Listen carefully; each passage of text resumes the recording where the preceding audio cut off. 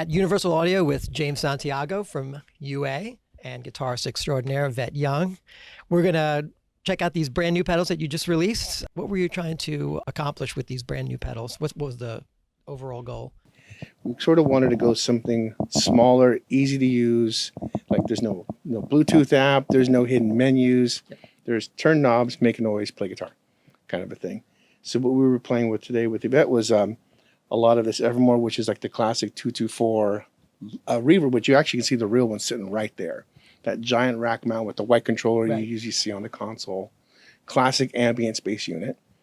The other one we did was an Echoplex kind of a thing. So this is Orion. Mm-hmm. Again, one of the units is sitting there, mint EP3.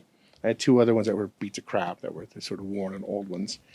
And then these other two, 1176, which is the classic black 1176 compression units, which I'll show you in a second, actually has two real units kind of stacked together for that sound of like this Black Dog Zeppelin thing, which was a direct thing, and then this Lowell George clean sustain thing we used to get like slide work and let notes hang there. And then the last one is Heavenly, which out in the live room we had a giant EMT 140 plate, which is like the size of like a small Volkswagen kind of car. Yeah. They're huge. So we thought we'd just go with these. And again, we've had some other pedals that had a lot more stuff in them, but these were just sort of the grab and go classics. Yeah. You know, you get to 1978 and here comes these high-end digital, first time sort of recreated spaces, because the 224 really thinks it wants to be a large hall and a room and a plate, except it kind of just sounds like its own thing. Things like the Evermore here almost become like a real kind of cool ambient sort of synth pad thing. So what Yvette was doing was like, you hold one or two really nice notes and it becomes this sort of instrument pad on its own.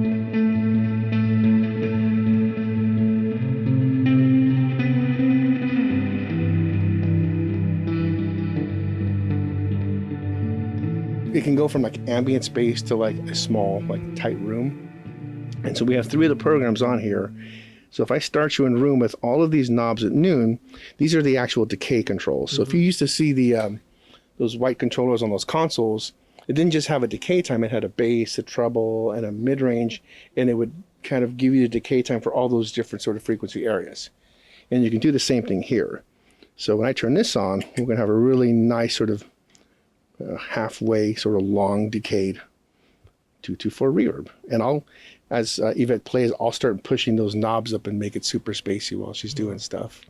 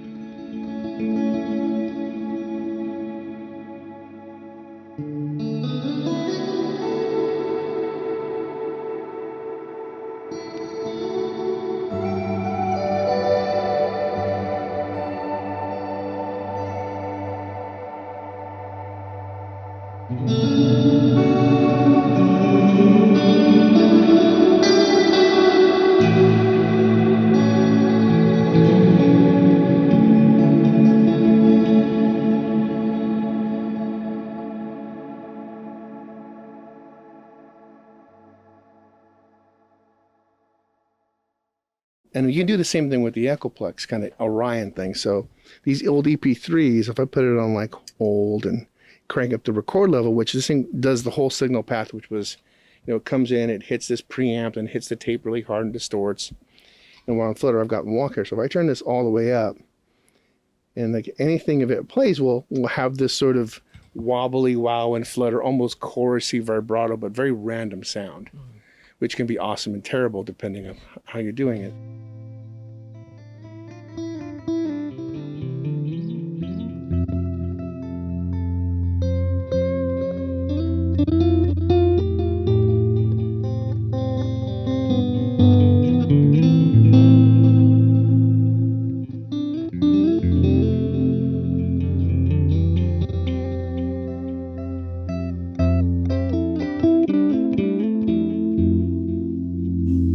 Very cool. Awesome. Yeah.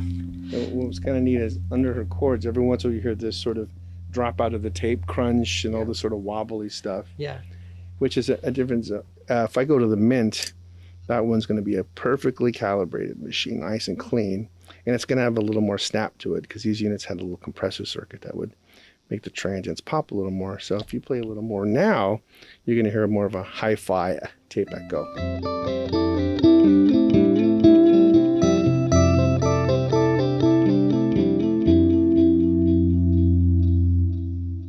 Yeah, a lot more pristine, and again, just really great fidelity on these units.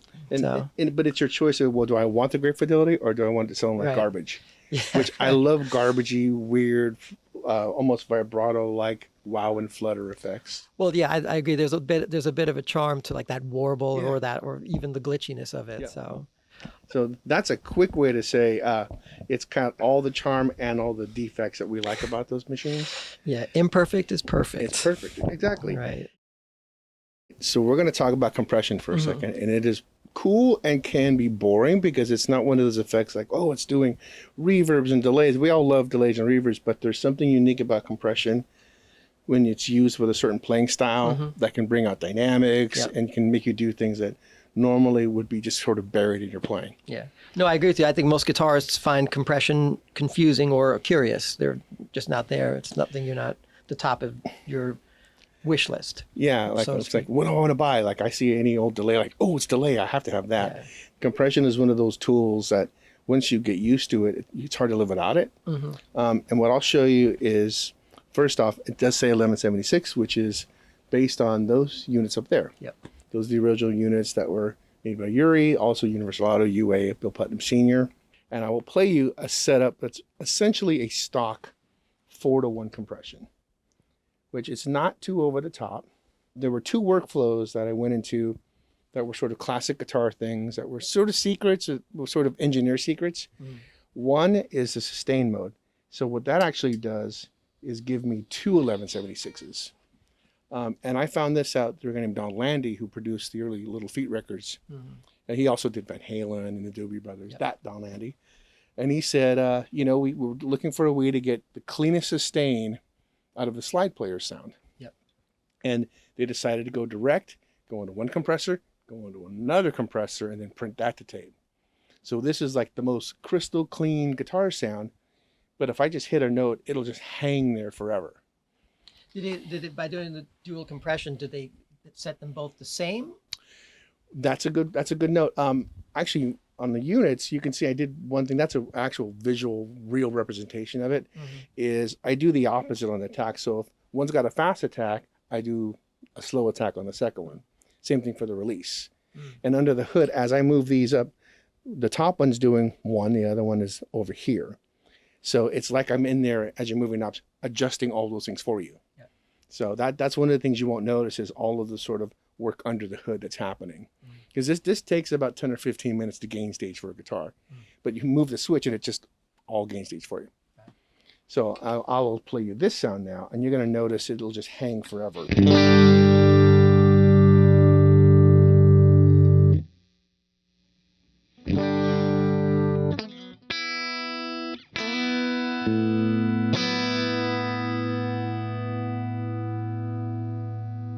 I'm terrible at slide, but the example would be if you just hit.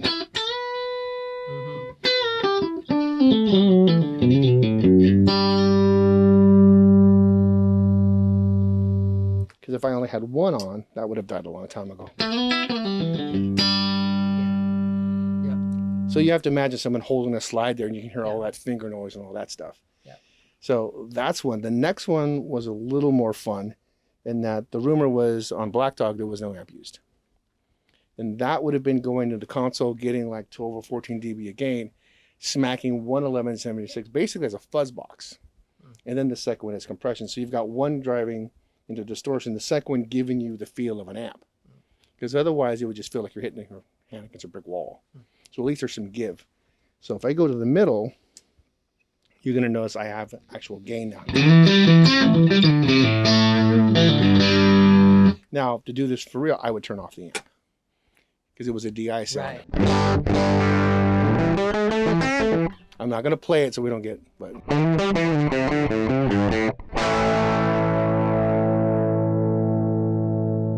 Which is a little different than using a distortion through an amp because it doesn't sound like this. But you can see I've got, I'll turn it on more. It's still giving like an amp, and you can hear it squeezing and compressing and distorting.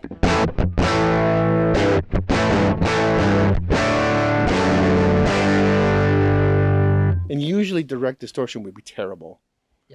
But for certain instances, as a layered sound, even for bass to get a little grit on something, if you just pull this back a bit, get a little edge on it, and you get the compression. And then use it with the amp, it's like having the coolest flat frequency transparent boost with the compression. So I actually like it in front of the amp. So we'll put the amp back on.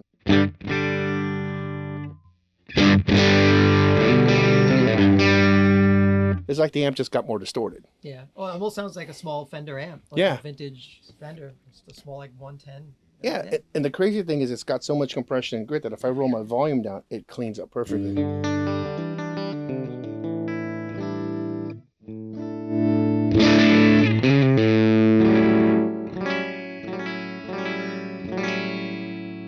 So there are tricks to that you can use it outside its intended purposes. Well, maybe I just want to use it as the most dynamic, like give me a clean and I want to roll from to,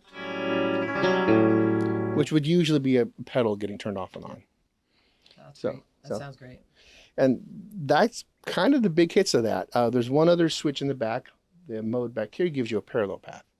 So if you wanted to actually blend that up with your DI or your whatever pass-through sound, you can have that parallel. Well, just give me my sound and I want the compression under my direct tone.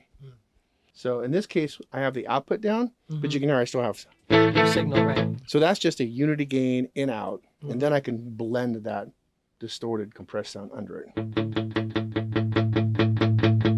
So now I've got a layer.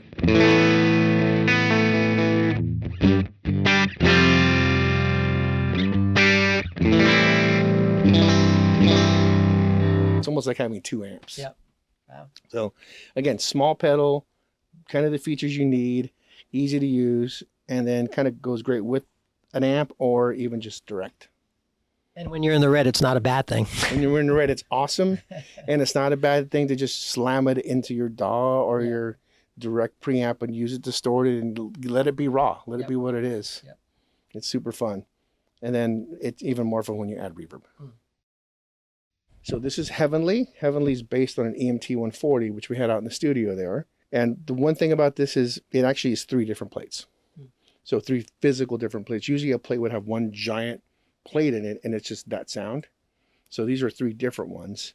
And for me, it's one of those things you turn on and it just doesn't get in the way. It gives you some air and stuff around a note. So there's almost no bad setting on it. So even if I just put the EQ, put noon, no mod, and turn it on, it's kind of done, you know.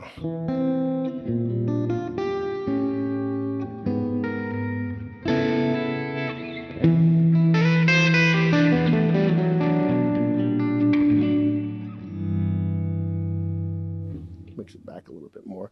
And that was very different than like the 224 thing. Where that becomes an instrument, this can lay back a little bit.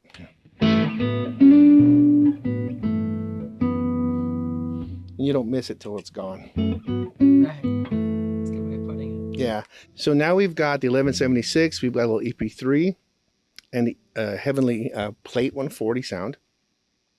What we've decided to do is, Yvette's got a sound on the dual, which is going to give her this distorted grit as she turns her guitar up and plays harder, but in playing lighter will still get you that crystal clean sound. And that is going to also push into the record level of this EP3.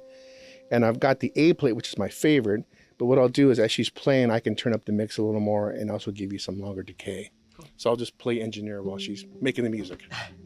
Like a real studio. Yeah.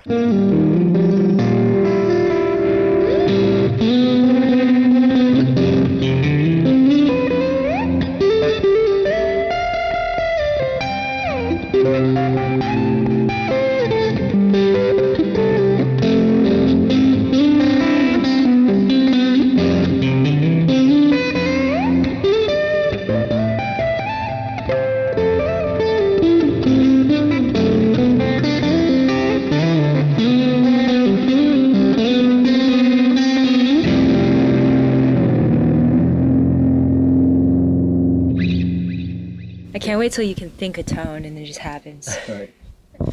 You hear that, James? I know. But the thing is, we all like knobs too. Like, who doesn't like turning a knob and making it do something? But not too many knobs, because then you lose track. And it reminds me of what comes up is there's the classic story of Prince when he got a rack system and his pedals went off the stage. He freaked out because he was so used to be able to just turn a knob, and he threw the rig away and put his pedals back on the floor. Yeah. Because he just wanted to play and like, I just want more distortion. I just want more chords, and just it was right there. And there's a charm in just looking down and going, I know what you're doing. I see the knob. And who doesn't like pedals? I got 3 pedals to buy today just from talking to everybody here today. We've got a laundry list of stuff to buy. So yeah, I like playing dramatic stuff over you telling stories about Prince, because it sounds like a post-rock like. I know. And Prince is the coolest. Come on. And even Prince is like, no, I just want pedals with knobs. Well, there you have it. The Evermore, Heavenly, Orion, and 1176. Yvette and James here. Thank you.